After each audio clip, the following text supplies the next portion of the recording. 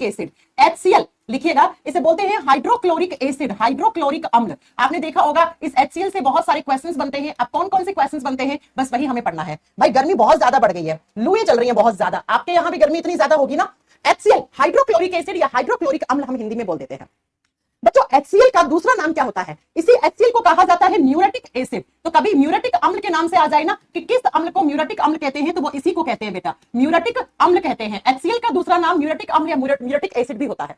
अब HCl के बारे में हम कुछ बातें करते हैं। तो बच्चा जब HCl के बारे में बात करते हैं तो क्या सबसे पहला HCl के बारे में, HCl हमारे स्टमक में होता है, हमारे पेट में पाया जाता है ये एसिड। आप जानते हैं कि हमारे पेट के अंदर एक एसिड होता है जिसको हम HCl कहते हैं, हाइड्रोक्लोरिक अम्ल कहते हैं।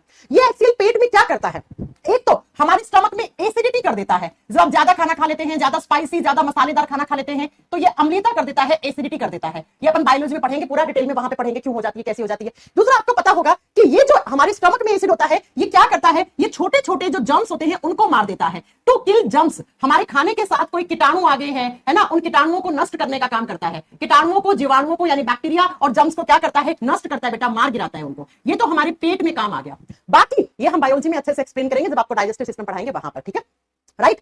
तो अब क्या है, अब जरा मेरी बात को ध्यान से सुनो कि ये जो HCl होता है ना, ये HCl, इसी को कहा जाता है तेजाब, तेजाब कहा जाता है। यही एसिड काम में आता है बाथरूम क्लींजिंग में, ये बाथरूम क्लींजर के रूप में काम आता है बेटा। बाथरूम की सफाई करने के लिए इसी अम्ल का काम में लिया जाता है। और ये एसिड किस नाम से जाना जाता है, बाथरूम में काम लेते हैं, तेजाब के नाम से जाना जाता है। आपने बाथरूम की सफाई करने के तेजाब की बोतल आती है, हार्पिक आता है, कभी हार्पिक देखना, हार्पिक के पीछे लिखा हुआ होता है इसमें इतना % क्या बना हुआ है, तब क्या बताएंगे, आप बताओगे बेटा इतना % इसके अंदर HCl बना हुआ होता है ना, HCl इसके अंदर इतना % होता है। अब बच्चों अगला जो इस HCl का काम होता है वो क्या होता है, ये HCl केमिस्ट्री में काम आता है एक्वा रीगिया बनाने में। ये एक्वा रीगिया सॉल्यूशन क्या होता है, केमिस्ट्री में इसको काम में लिया जाता है एक्वा रीजिया बनाने में। अब ये एक्वा रीजिया को हिंदी में कहा जाता है अम्लराज, अम्लराज विलियन बनाने में, यानी कि सॉल्यूशन बनाने में। अब ये अम्लराज होता क्या है, पहले ये सुनो। दो स्ट्रॉन्ग एसिड को एक साथ मिलाकर एक सॉल्यूशन तैयार किया जाता है, उसे एक्वारीजिया सॉल्यूशन या अम्लराज कहा जाता है। इस एक्वारीजिया में कौन कौन से एसिड काम में आते हैं, तो इस एक्वारीजिया में एक तो HCl प्लस दूसरा एसिड होता है HNO3। HNO3 को कहा जाता है nitric acid, nitric acid, HCl को कहते हैं हाइड्रोक्लोरिक एसिड। दोनों किस अनुपात में, किस रेशियो में मिलाए जाते हैं, ये एग्जाम में आता है 3:1 के रेशियो में। 3 मॉलिक्यूल हाइड्रोक्लोरिक एसिड के तो 1 मॉलिक्यूल HNO3 नाइट्रिक एसिड का, दोनों को मिलाकर हम एक सॉल्यूशन प्रिपेयर करते हैं जिसको एक्वारीजिया कहा जाता है। जिसको एक्वारीजिया यानी कि हम क्या कहते हैं, नाइट्रिक एसिड कहते हैं। नाइट्रिक एसिड और HCl को मिक्स कर दो 3:1 के रेशियो में, 3:1 में जब हम क्या कर देते हैं, तो क्या बेटा आप बताओगे, इनको मिला देते हैं तो क्या बन जाता है बेटा, आप कहेंगे इसी सॉल्यूशन को एक्वारीजिया सॉल्यूशन कहा जाता है, अम्लराज कहा जाता है। अब ये अम्लराज कहां काम में लिया जाता है, अम्लराज क्या काम करता है, मेटल्स को डिसॉल्व करने के लिए काम में आता है। मेटल्स को क्या कर देता है, डिसॉल्व करने के लिए, मेटल्स को मेल्ट करने के लिए, मेल्ट का मतलब होता है पिघलाना, मेल्ट करने के लिए काम में लिया जाता है। अब कौन कौन सी मेटल, जैसे सोना हो गया, जैसे चांदी हो गया बेटा, जैसे सोने को इंग्लिश में बोलते हैं, सॉरी केमिस्ट्री बोलते हैं ऑरम, गोल्ड सिंबल, गोल्ड का सिंबल AU होता है, ऐसे चांदी का सिंबल होता है AG, अर्जेंटीनम बोलते हैं चांदी को, ठीक है।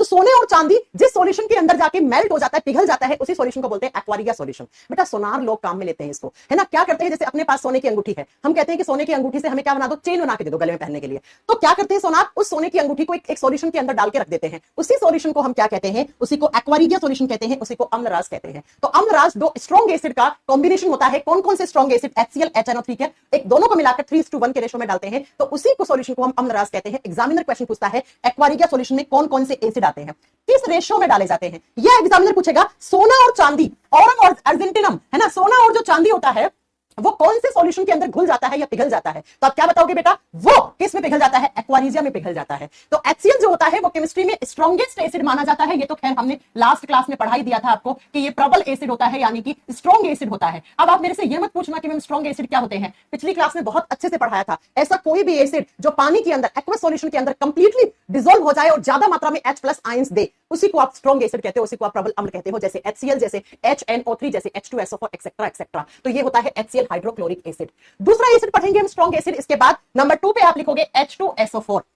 नंबर 2 पे आता है आपका बैटरी एसिड। बैटरी एसिड कौन सा होता है, आप बताओगे बेटा H2SO4। इसका नाम क्या होता है, इसी को बोलते हैं हम सल्फ्यूरिक एसिड। सल्फ्यूरिक एसिड इसी को कहा जाता है सल्फ्यूरिक एसिड। और सल्फ्यूरिक अम्ल इसी का दूसरा नाम होता है बैटरी एसिड। बेटा ये बैटरीज में काम में लिया जाता है। तो सब जब भी एग्जामिनर पूछे कि बैटरी के अंदर कौन सा अम्ल भरा जाता है, तो वो यही होता है। इसी को बैटरी एसिड, बैटरी अम्ल के नाम से जाना जाता है। कौन सी बैटरी, जैसे inverter battery, lead storage battery, जैसे लेड स्टोरेज वाली कौन सी होती है, इन्वर्टर की बैटरी। आपने देखा होगा लोग बोलते हैं हमारे इन्वर्टर के अंदर का एसिड खत्म हो गया, इसके अंदर एसिड डलवाना है हमें, इसलिए इन्वर्टर काम नहीं कर रहा है। तो जो इन्वर्टर वगैरह या जो लेड स्टोरेज बैटरीज होते हैं उनके अंदर कौन सा एसिड मिलाया जाता है, H2SO4 मिलाया जाता है बेटा। दूसरा आपको बताना है, इसी एसिड का नाम होता है ऑयल ऑफ विट्रियोल। इसी अम्ल को कहा जाता है ऑयल ऑफ विट्रियोल। हिंदी में लिखोगे तेल का थोथा। लेकिन हिंदी मीडियम वाले बच्चों में आपको बता दूं, कभी कभी बस इंग्लिश का हिंदी में टाइप करके एग्जामिनर दे देता है, तो हिंदी मीडियम से जो पढ़ रहा है वो इंग्लिश के शब्द साथ में लिख ले प्लीज करके, ठीक है बेटा, है ना। तो क्या बोलते हैं इसको, ऑयल ऑफ विट्रियोल कहते हैं बेटा। विट्रियोल शब्द का मतलब क्या होता है, जहां पर भी आप बताओगे जहां पर भी SO4 आता है, सल्फेट आयंस होते हैं, उसको विट्रियोल कहा जाता है केमिस्ट्री में। जैसे इसके अंदर SO4 आ रहा है तो इसे कहते हैं हम ऑयल ऑफ विट्रियोल। केमिस्ट्री में 3 विट्रियोल बहुत फेमस है, साइड में लिखना ऐसे लाइन ड्रॉ करके, देखो साइड लाइन ड्रॉ के इधर मैं जो लिखती हूं ना वो होता है चैप्टर से ही थोड़े से क्वेश्चंस हटके आ जाते हैं। तो केमिस्ट्री में 3 विट्रियोल बहुत ज्यादा फेमस होते हैं। कौन कौन से, एक सेकंड रुकना, हाँ कौन कौन से, तीनों विट्रियोल लिख लो बेटा। अब कौन है, क्लास के बाद मिलना सर, है ना। चलो तीनों कौन कौन से होते हैं, पहला है ग्रीन विट्रियोल। ग्रीन विट्रियोल बेटा, इनके केमिकल नाम या आपसे पूछ लेता है इनके केमिकल फॉर्मूला। हिंदी में बोलते हैं हरा थोथा। हरा थोथा किसको कहते हैं। दूसरा आपको लिखना है व्हाइट विट्रियोल। व्हाइट विट्रियोल, और हिंदी में तो हो जाएगा आपका सफेद थोथा। सफेद थोथा। और तीसरा कौन सा होता है बेटा, तीसरा होता है आपका blue vitriol. Blue vitriol, Hindi में बोलेंगे नीला थोथा। नीला थोथा। अब आप पूछोगे विट्रियोल शब्द का मतलब क्या होता है, विट्रियोल का मतलब होता है SO4, सल्फेट आयन हो जिसके अंदर। ग्रीन विट्रियोल किसको कहा जाता है, हरा थोथा किसको कहा जाता है, फेरस सल्फेट को, FeSO4.7H2O। Fe सिंबल होता है बेटा फेरस। फेरस किसको बोलते हैं, हाँ पढ़ोगे आगे चलकर। आयरन का सिंबल क्या होता है बेटा, Fe होता है ना। तो फेरस सल्फेट को क्या कहा जाता है, फेरस सल्फेट को कहा जाता है प्यारे बच्चों ग्रीन विट्रियोल। तो एग्जामिनर पूछेगा या तो ऐसे पूछेगा आपसे, ग्रीन विट्रियोल का केमिकल नेम क्या है, फेरस सल्फेट। ग्रीन विट्रियोल का केमिकल फॉर्मूला क्या है, FeSO4.7H2O। या पूछेगा फेरस सल्फेट का दूसरा नाम क्या है, तो आंसर क्या करके आओगे, ग्रीन विट्रियोल। Green vitriol. अब दूसरा आता है व्हाइट विट्रियोल, किसको कहते हैं, सफेद थोथा किसे कहते हैं, जिंक सल्फेट, ZnSO4.7H2O। इसे कहा जाता है जिंक सल्फेट। हिंदी में सेम नाम है इसलिए मैम नहीं लिख रही है, तो हिंदी मीडियम वाले बच्चों गुस्सा मत होना, सेम नाम है आप खुद से लिख सकते हो। अगला आता है बेटा ब्लू विट्रियोल। नीला थोथा किसको कहते हैं, कॉपर सल्फेट को, CuSO4.5H2O होगा यहाँ पर, इसको कहा जाता है कॉपर सल्फेट। तो कहने का मतलब है जिस भी केमिकल फॉर्मूले में SO4 आता है उसको हम विट्रियोल कहते हैं, उसको हम विट्रियोल कहते हैं। इसीलिए यहां पर भी SO4 आया तो H2SO4 का दूसरा नाम होता है ऑयल ऑफ विट्रियोल।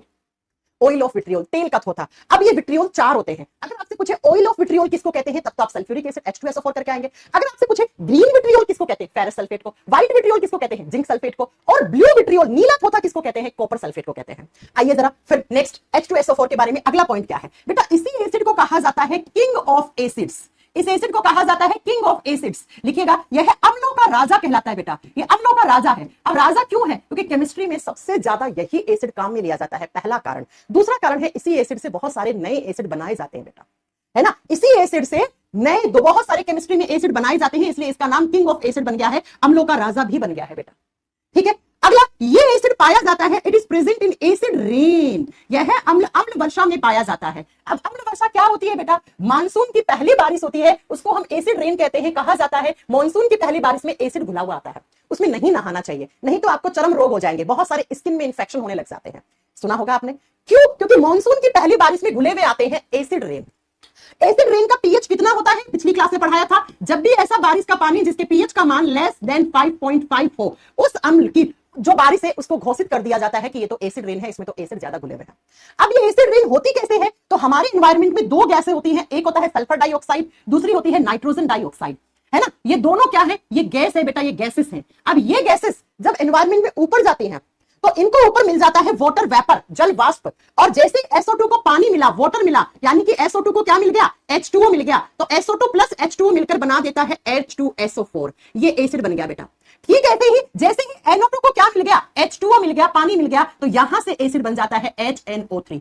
तो बेटा ये H2SO4 एक एसिड है, ये दूसरा एसिड है। ये दोनों एसिड किसमें, बारिश के पानी में घुल जाएंगे, और जब ये बारिश का पानी धरती पे आएगा तो ये जो बारिश होगी इसी को हम क्या बोलेंगे, इसी को हम एसिड रेन बोलेंगे, इसे अम्ल वर्षा बोलेंगे।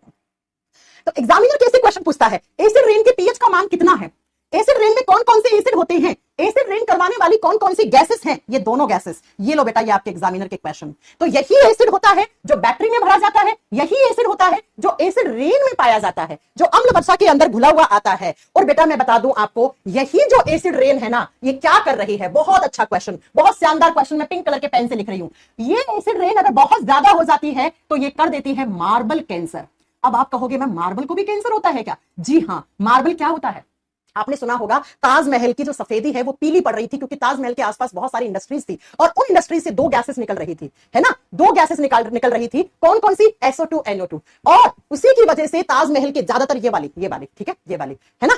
तो क्या ताजमहल के आसपास जो इंडस्ट्रीज थी उनसे सल्फर डाइऑक्साइड गैस निकल रही थी, जिसकी वजह से वहां के आसपास के एनवायरमेंट में एसिड रेन ज्यादा होने लग गई थी। और इसीलिए आपके योगी जी ने क्या किया था, आज से 2-3 साल पहले ही कर दिया था ये चीज, कि ताजमहल के आसपास जितनी भी सारी इंडस्ट्रीज थी ना, उनको बहुत बाहर कर दिया गया। अब बेटा ताजमहल बना किससे है? ताजमहल बना है CaCO3 से। CaCO3 क्या होता है? सफेद संगमरमर बोलते हैं इसको। इसका केमिकल नेम होता है कैल्शियम कार्बोनेट। क्या होता है बेटा? Calcium carbonate. और इसे क्या कहा जाता है कॉमर्शियली इसको सफेद संगमरमर कहा जाता है ना? और इसी संगमरमर से क्या बना है बेटा? इसी से ताजमहल बना है। अब क्या होता है, ताजमहल के अंदर कैल्शियम कार्बोनेट से बना हुआ है ताजमहल। अब इस ताजमहल के ऊपर बारिश हो गई। कैसे बारिश हुई बेटा? ये वाली का मतलब एसिड रेन, यानी एसिड आ गए। कौन कौन से एसिड आ गए ताजमहल के ऊपर? H2SO4 और HNO3। और जिसकी वजह से ताजमहल के अंदर जो कैल्शियम कार्बोनेट था वो सफेद नहीं, वो कैसा पड़ गया? अब येलो हो गया, पीला हो गया, जिसकी वजह से ताजमहल की खूबसूरती कम हो गई। ताजमहल की खूबसूरती कम हो गई बेटा। इसीलिए आपसे एग्जाम में क्वेश्चन पूछता है मार्बल कैंसर कौन कौन से एसिड करते हैं, या पूछेगा आपसे, या क्या पूछेगा,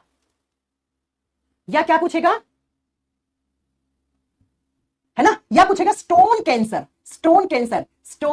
ठीक है? पत्थर वाला कैंसर या मार्बल वाले कैंसर का कारण क्या है? Acid rain. एसिड रेन कौन करवाता है? तो ये दो एसिड रिस्पॉन्सिबल होते हैं एसिड रेन करवाने के लिए। ये एग्जाम में क्वेश्चन आते हैं बेटा। अगला पॉइंट आप लिखोगे H2SO4 के अंदर, दूसरा आप लिखोगे बेटा इसी को कहा जाता है acid of sulphur. Next H2SO4 के अंदर नेक्स्ट एरो लगा के पॉइंट लिखना है आपको, इसी को एसिड ऑफ सल्फर, गंधक का तेजाब कहा जाता है बेटा। वो तेजाब जिससे बदबू आती है, लिखिए इसी का नेक्स्ट पॉइंट लिखना है आपको, इसको कहा जाता है एसिड ऑफ सल्फर। सल्फर और हिंदी में क्या कहा जाता है? गंधक का तेजाब। ऐसा तेजाब जिससे गंध आती है, गंदी सी स्मेल आती है। क्यों आती है? क्योंकि इसके अंदर सल्फर है बेटा। जहां जहां पे सल्फर होता है वो गंदी सी स्मेल देने का काम करता है।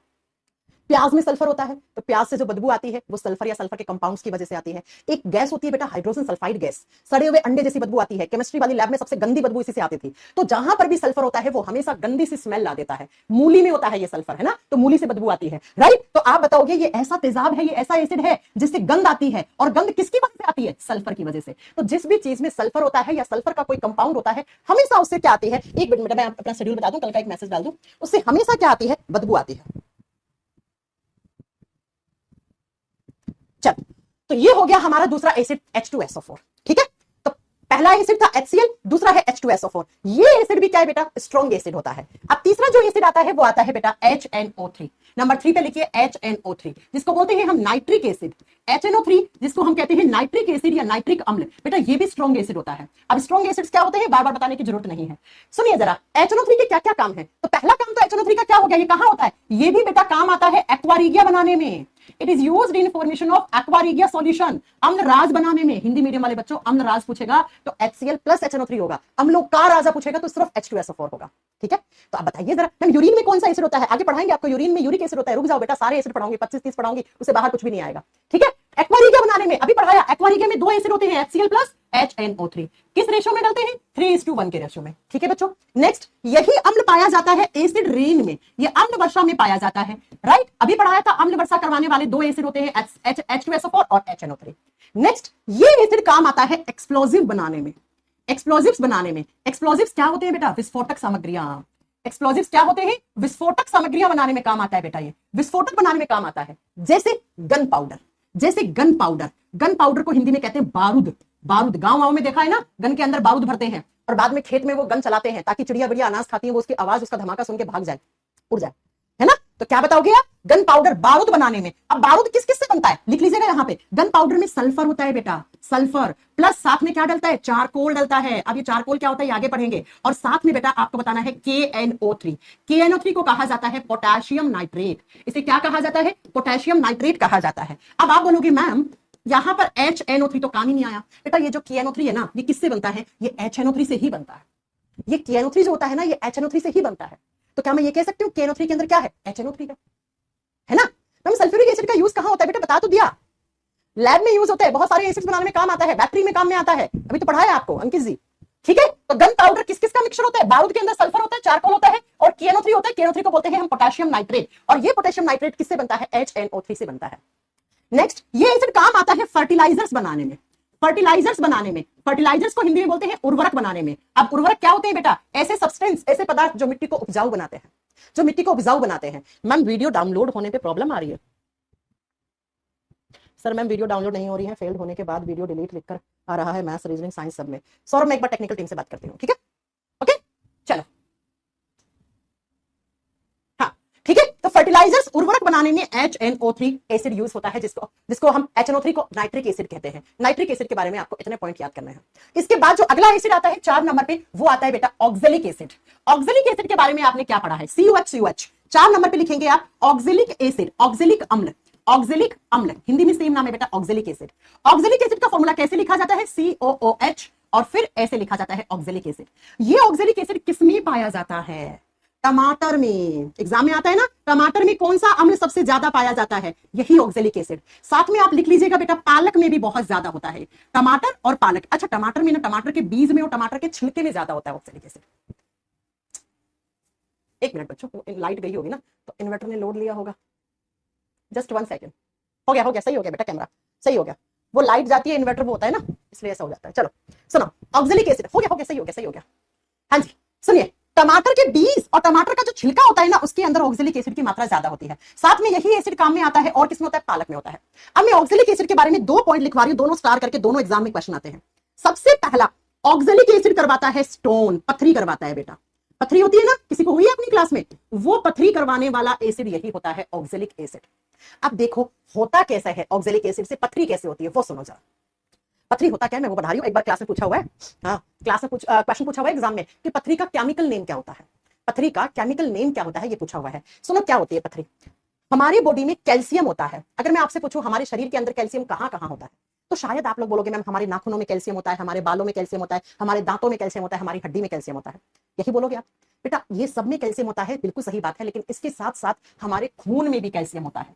हमारे ब्लड का मतलब खून, खून में भी कैल्शियम होता है। और जब खून के अंदर कैल्शियम ज्यादा होता है, सुनिए जरा, खून में क्या हो गया? कैल्शियम ज्यादा हो गया, कैल्शियम एक्सेस हो गया, इंक्रीज का सिंबल लगाया, एरो ऊपर है।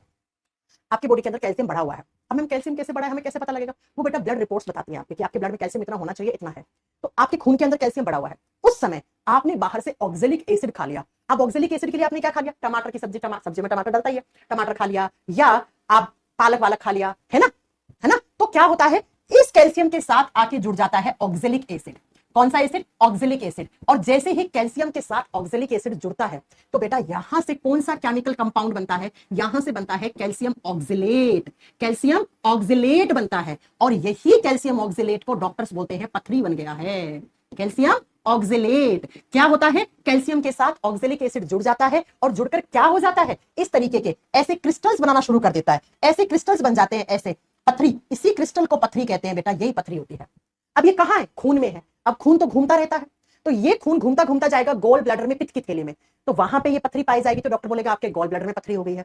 यही खून घूमता घूमता किडनी में गया, तो किडनी में पथरी निकल जाती है। तो बेटा अगर आपसे एग्जाम में पूछ ले पथरी करवाने वाला एसिड कौन सा है, तो ऑक्जेलिक एसिड। एग्जामिनर पूछे कि पथरी का केमिकल नेम क्या होता है, तो कैल्शियम ऑक्जेलेट होता है। कैल्शियम ऑक्जेलेट के क्रिस्टल्स होते हैं ऐसे, जो आपके खून में मिलकर कहां चले जाते हैं? पित्त की थैली में चला जाता है, या आपके कहां चले जाते हैं? आपके यूरेटर डक्ट में चला जाता है, या किडनी में चला जाता है, तो डॉक्टर बोलता है किडनी में पथरी हो गई है।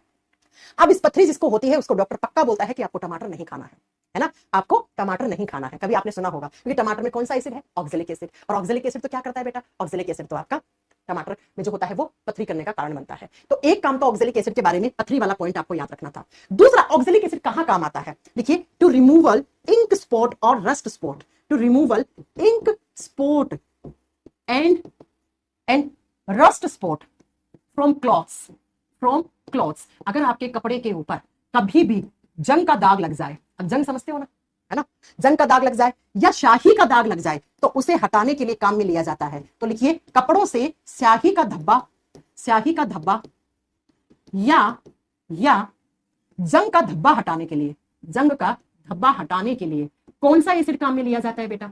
ऑक्जेलिक एसिड, ऑक्जेलिक अम्ल काम में लिया जाता है। जब आपके कपड़ों के ऊपर स्याही गिर गई है ना, तो उस स्याही के धब्बे को हटाने के लिए ऑक्जेलिक एसिड काम में लिया जाता है। अब आप कहोगे मैम कहां से लेते हैं? जो फार्मेसी वगैरह होती है ना, मेडिकल स्टोर होते हैं, वहां पे से छोटी छोटी ऑक्जेलिक एसिड की बोतल्स आती है। अब कभी जाकर लेना, 100-125 रुपए की आती है ऑक्जेलिक एसिड, कितनी बड़ी बोतल, घर में लाके रख सकते हो। कभी भी जंग का धब्बा लग गया आपके सफेद शर्ट के ऊपर या शाही का धब्बा हट गया, तो उसे ऑक्जेलिक एसिड से ऐसे रगड़ दोगे तो वो धब्बा हट जाता है। तो एग्जामिनर क्वेश्चन पूछता है कपड़ों से इंक स्पॉट यानी कि स्याही का धब्बा या जंग का धब्बा जो होता है वो कौन से एसिड हटा देता है? तो आपको बताना है वो ऑक्जेलिक एसिड हटा देता है। कौन सा एसिड बच्चों? ऑक्जेलिक एसिड यानी ऑक्जेलिक अम्ल हटा देता है। अगला ऑक्जेलिक एसिड से एक क्वेश्चन और। क्या दिक्कत चल रही है बेटा क्लास चलने में? क्लास तो सही चल रही है यहां से, ठीक है मैम? बैलेंस कब करवाओगे? कौन सा बैलेंस? तुम्हारा रिचार्ज करवाना है क्या मुझे प्रीतम? हाँ ठीक है। तो ऑक्जेलिक एसिड के बारे में इतने पॉइंट आपको याद रखने हैं। चलो अगले पॉइंट पे चलते हैं। Next acid H3BO4। कौन सा? H3BO3 boric acid. 4 नंबर पे लिखिए। नंबर 4 पे लिखना है आपको बोरिक एसिड, बोरिक अम्ल। बोरिक एसिड से आपको 2 पॉइंट याद रखने हैं बस। बोरिक अम्ल के क्या यूजेस हैं? H3BO3, BO3 इसे कहा जाता है बोरिक एसिड। पहला, ये बोरिक एसिड काम आता है एंटीसेप्टिक दवाइयां बनाने में। बेटा ये एंटीसेप्टिक मेडिसिन क्या होती है? जब भी कहीं कट गया, जल गया है ना, गर्म चीज से जल गया, तो आप जो दवाइयां लगाते हो ना, उन दवाइयों को एंटीसेप्टिक मेडिसिन कहा जाता है। जैसे शायद आपने सुना होगा, जैसे आपने सुना होगा कि बोरोप्लस एक एंटीसेप्टिक क्रीम होता है ना, बोरोप्लस एक एंटीसेप्टिक क्रीम होता है, आपने सुना होगा है ना। तो होता क्या है बेटा, एंटीसेप्टिक दवाइयां बनाने के अंदर बोरिक एसिड काम में लिया जाता है। अब ये बोरिक एसिड इसके साथ जो एग्जाम में आता है वो आता है आई ड्रॉप्स बनाने में।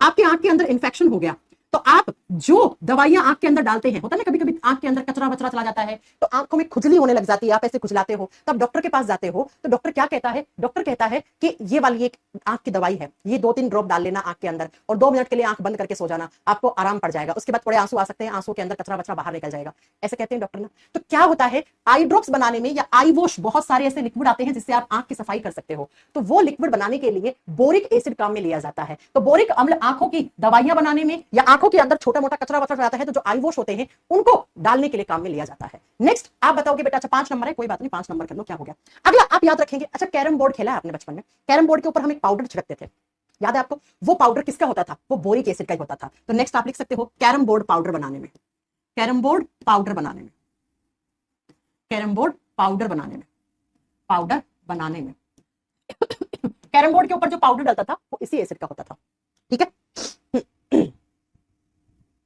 चलो मैम आदर्श कुमार कह रहे पीएनजी अपलोड नहीं हुआ है, बट मैंने तो भेज दिया है लड़के को, वो करवा देगा पीएनजी अपलोड, है ना। मैं बोलती हूँ उसको, वापस बोल देती हूँ मैं, मेरी आंखें लाल रहती है किसकी वजह से? डॉक्टर से पूछो बेटा, आंखें खराब हो गई होंगी, उसकी वजह से हो रही होगी। आदर्श साहब बार बार क्यों इतने कमेंट कर रहे हैं पीएनजी अपलोड नहीं हुआ, पीएनजी अपलोड नहीं हुआ है? बेटा कर देंगे, पीएनजी मैंने भेज दी है, वो करवा देंगे, ठीक है। मोहित कुमार पढ़ाई करनी है तो करिए, नहीं तो क्लास छोड़ दीजिए आप, है ना, नहीं तो छोड़ दीजिए। इतने दिन हॉलीडे क्यों ली गई है, एक्सप्लेन करिए बेटा, कल की क्लास में कर चुकी हूँ शतांशु, रोज रोज थोड़ी ना करेंगे, ठीक है। चलिए सुनिए, 5 नंबर पे हमने बोरिक एसिड एक्सप्लेन कर दिया है, सिर्फ बोरिक एसिड से आपको 2 ही पॉइंट आपको याद रखने हैं।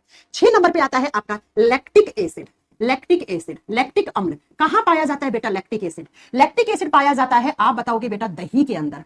जो आप दही खाते हो, कर्ड खाते हो, उस कर्ड के अंदर कौन सा एसिड पाया जाता है? दही के अंदर लैक्टिक अम्ल पाया जाता है। आपको याद होगा मैंने पढ़ाया था एसिड्स चखने में खट्टे होते हैं, तो दही कैसा होता है बेटा? दही कैसा होता है? खट्टा होता है, तो उसी के अंदर पाया जाता है। मैम नमक में कौन सा अम्ल पाया जाता है? नमक में अम्ल क्यों होगा? नमक तो सॉल्ट है बेटा, सॉल्ट कैसे बनते हैं? एसिड और बेस की न्यूट्रलाइजेशन रिएक्शन से बनता है बेटा सॉल्ट, ठीक है। नमक में कौन सा एसिड होता है? हम जो नमक खाते हैं ना वो NaCl होता है बेटा। NaCl बनता किससे? एसिड से। वैसे अगर आप पूछोगे कि NaCl कैसे बना, दो स्ट्रॉन्ग एसिड और बेस के कॉम्बिनेशन से बना है, ठीक है। चलो आइए जरा बात करते हैं, मैम हिस्ट्री की क्लास कब से लगेगी बेटा? कौन से बैच में हिस्ट्री की क्लास लगेगी, मुझे कैसे पता होगा? चलिए सुनिए, दही कैसे बनता है पहले ये सुनो, बनता कैसे, क्योंकि यहां से 3 से 4 क्वेश्चन बनेंगे एग्जाम में, सारे आपको नोट डाउन करना है। हम दूध लाते हैं, ठीक है, दूध के अंदर एक कार्बोहाइड्रेट होती है, कौन सी कार्बोहाइड्रेट होती है? लैक्टोज। दूध का जो मीठापन होता है वो कौन सी कार्बोहाइड्रेट की वजह से होता है? लैक्टोज की वजह से होता है।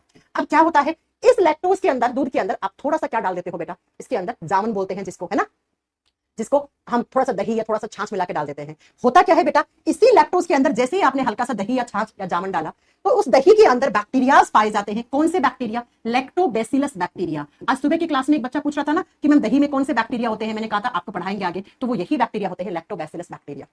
अब ये लैक्टोबैसिलस बैक्टीरिया क्या करते हैं, ये इस लैक्टोज को एसिड में कन्वर्ट कर देते हैं। और कौन सा एसिड? Lactic acid. तो एसिड बनते ही मिल्क खट्टा हो गया, और खट्टे का मतलब ये दही बन गया है। तो बच्चों एग्जामिनर कैसे क्वेश्चन पूछता है वो सुनिए। एग्जामिनर क्वेश्चन पूछता है, क्या एग्जामिनर क्वेश्चन पूछता है कि दूध के अंदर कौन सा कार्बोहाइड्रेट होता है, कौन सी शुगर होती है, तब आपका आंसर होगा लैक्टोज।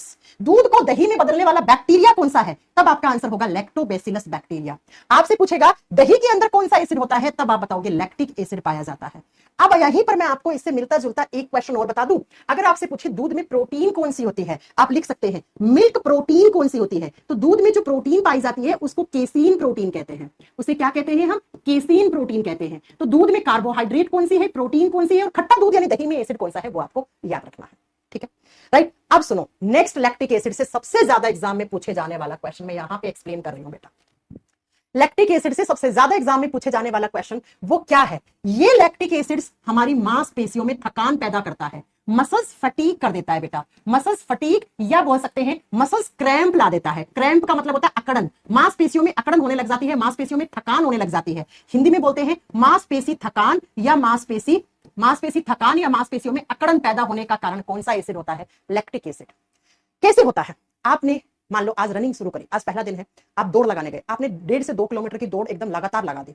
अब क्या होता है, जब आप 1.5 से 2 किलोमीटर दौड़ रहे हो मतलब आप अपने बॉडी का एनर्जी खर्च कर रहे हो, एनर्जी यानी ऊर्जा खर्च कर रहे हो। अब बेटा वो एनर्जी कैसे बनती है, जब ग्लूकोज को ऑक्सीजन तोड़ता है तो हमारे बॉडी में एनर्जी एटीपी बनती है। लेकिन जब आप बहुत ज्यादा हैवी वर्कआउट करते हो, आप बहुत लंबी दौड़ लगा रहे हो, तो आपके बॉडी में एक टाइम के बाद ऑक्सीजन का अमाउंट कम हो जाता है। किसके पास, मसल्स के पास ऑक्सीजन का अमाउंट कम होने लग जाता है। और जैसे ही मांसपेशियों के पास ऑक्सीजन की क्या होती है बेटा, ऑक्सीजन की कमी होती है, तो ऑक्सीजन की कमी से मांसपेशियों के अंदर होने लग जाता है एनारोबिक रेस्पिरेशन। और जब जब एनारोबिक रेस्पिरेशन होता है बेटा, एनारोबिक रेस्पिरेशन क्या होता है, ऐसा रेस्पिरेशन जो ऑक्सीजन की एब्सेंस में होता है, ऑक्सीजन की कमी में होता है। ऑक्सीजन की कमी लिख दो या ऑक्सीजन की एब्सेंस लिख दो। तो जब भी हमारी मांसपेशियों में आपने बहुत तेज वर्कआउट किया, आपने बहुत तेज दौड़ लगाई, तो आपके बॉडी में एक समय के बाद आपकी मसल्स के पास ऑक्सीजन की कमी होने लग जाती है। और जब भी ऑक्सीजन की कमी होती है बेटा, तो क्या होता है, आपकी मांसपेशियों के पास एनारोबिक रेस्पिरेशन होने लग जाता है, अनोक्सिस होने लग जाता है। और जब जब एनारोबिक रेस्पिरेशन होता है, तब तब हमारी मसल्स में क्या बनता है, लैक्टिक अम्ल बनता है। और ये लैक्टिक एसिड क्या हो जाता है, इसका जमाव हो जाता है हमारी मांसपेशियों में। और इसके जमाव के कारण हमारी मांसपेशियों में थकान, हमारी मांसपेशियों में क्रैम्प यानी कि अकड़न पैदा हो जाती है। अगले दिन जब आप उठते हो बेड से, तो आपको बहुत ज्यादा दर्द महसूस होता है। अब एग्जामिनर ने कैसे क्वेश्चन पूछा वो जानो आप। एग्जामिनर ने क्या पूछा, ढंग से सुनना बेटा मेरा क्वेश्चन। एग्जामिनर ने पूछा सीडीएस के पेपर में कि भैया जब आप बहुत ज्यादा देर तक हैवी वर्कआउट कर लेते हो, जिम में आपने ट्रेडमिल पे दौड़ रहे हो या आप रनिंग कर रहे हो, आप बहुत ज्यादा वेट लिफ्टिंग कर रहे हो, तो आपकी मसल्स के पास एनारोबिक रेस्पिरेशन होने लग जाता है, तो वहां 3 कार्बन वाला कौन सा एसिड बनता है। तो लैक्टिक एसिड में कितने कार्बन है, 3 कार्बन है। तो क्या बनने लग जाता है, यही लैक्टिक एसिड हमारी मांसपेशियों के अंदर पैदा होने लग जाता है। और जिसकी वजह से जब ये जम जाता है, तो इसके जमाव के कारण क्या होता है, हमारी मांसपेशियों में थकान, हमारी मांसपेशियों में दर्द और अकड़न का एहसास होता है। अगले दिन आप बेड से उठने में आपको बहुत सारे दर्द का सामना करना पड़ता है। तो एग्जामिनर क्वेश्चन देखो, पहला क्वेश्चन, दूसरा क्वेश्चन, तीसरा क्वेश्चन। और एक मैंने बोला कितने कार्बन वाले, याद रखना लैक्टिक एसिड में 3 कार्बन होते हैं, ग्लूकोज में 6 कार्बन होते हैं। तो एग्जामिनर ने पूछा था 6 कार्बन कितने कार्बन वाले में कन्वर्ट हो जाता है। तो ग्लूकोज में 6 कार्बन थे और लैक्टिक एसिड में कितने, 3 कार्बन होते हैं। तो 6 वाला 3 में कन्वर्ट हो जाता है, यानी कि ग्लूकोज जो होता है वो ऑक्सीजन की एब्सेंस में एनारोबिक रेस्पिरेशन करके लैक्टिक एसिड बना देता है। ऐसे याद करना है बेटा आपको, ठीक है, ऐसे आपको याद। मैम दूध के फटने का क्या करना है, दूध में बैक्टीरियाज होते हैं, बैक्टीरियाज पनप जाते हैं और दूध में जैसे बैक्टीरियाज पनपे दूध को फाड़ देते हैं। बैक्टीरिया क्या काम करते हैं, आप बोलोगे मैम केला क्यों सड़ जाता है, केले में बैक्टीरिया पनप जाते हैं, सड़ गया। तो दूध भी सड़ना, दूध का सड़ना मतलब दूध फट गया, दूध फट गया है, ठीक है। तो दूध का हम दूध क्यों गर्म करते हैं, गर्म दूध क्यों नहीं फटता, क्योंकि गर्म दूध के अंदर बैक्टीरियाज एक सर्टेन टेम्परेचर तक ही जिंदा रहते हैं। जैसे ही आपने टेम्परेचर बढ़ाया, हीट बढ़ाया, दूध गर्म किया, उसके अंदर के बैक्टीरियाज मर गए। अब बैक्टीरिया मर गए, इसका मतलब वो दूध फटेगा नहीं, यानी वो दूध लैक्टिक एसिड में नहीं बदलेगा बेटा। जो आप अमूल वमूल का दूध खरीद के लाते हैं, आपको क्या लगता है आप आज खरीद के लाए तो आज ही बनाए क्या, ये कम से कम 20 से 25 दिन पुराना दूध होता है। हाँ, जो आप अमूल का या कोई भी आपके यहाँ डेयरी है जिसका आप दूध खरीद के लाते हैं बेटा, वो 20 से 25 दिन पुराना दूध होता है। अब आप कहोगे मैं इतने दिन तक कैसे रखते हैं, एक टर्म होता है बेटा मिल्क पास्चुराइजेशन, एक शब्द होता है मिल्क पास्चुराइजेशन, आगे आपको समझाएंगे क्या होता है। तो उस दूध का पास्चुराइजेशन करके उस दूध को सही रखा जाता है बेटा, ठीक है। तो एक टाइम के एक सर्टेन टेम्परेचर पर ही बैक्टीरिया जिंदा रहते हैं। तो अगर दूध को फटने से बचाना है तो आप उन बैक्टीरिया को टेम्परेचर ज्यादा कर दो, हीट ज्यादा दे दो, और हीट ज्यादा दे दी तो क्या हो गया, आपका दूध बच जाएगा, है ना, आपका दूध बच जाएगा फटने से, राइट। तो लैक्टिक एसिड के बारे में 3 क्वेश्चंस, पहला क्वेश्चन, दूसरा क्वेश्चन और तीसरा क्वेश्चन। ये वाला आपका कॉन्सेप्ट पूरा आपको समझ में आना चाहिए। तो ये वाला मैम हमारे यहाँ तो खुद का डेयरी है, अच्छा कभी कभी क्यों फट जाता है, बता तो दिया बेटा मैंने, इसलिए फट जाता है, राइट। चलो नेक्स्ट, इसके बाद अगला जो एसिड होता है वो कौन सा होता है, लैक्टिक एसिड के बाद अगला लिखेंगे आप टार्टेरिक एसिड। 6 नंबर तक है वो।